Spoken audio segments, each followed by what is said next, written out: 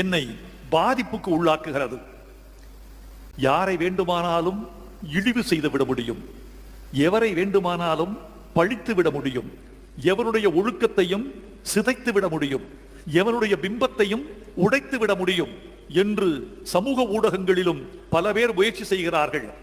அப்படியெல்லாம் செய்து தந்தை பெரியாரின் பிம்பத்தை உடைத்து விட முடியுமா?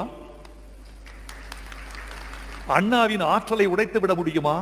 கலைஞரை சிதைத்து விட முடியுமா? பெருந்தலைவர் காமராஜரின் பெருமையை யாராவது பறித்து விட முடியுமா? முடியாது என்று எங்களுக்கு தெரியும்.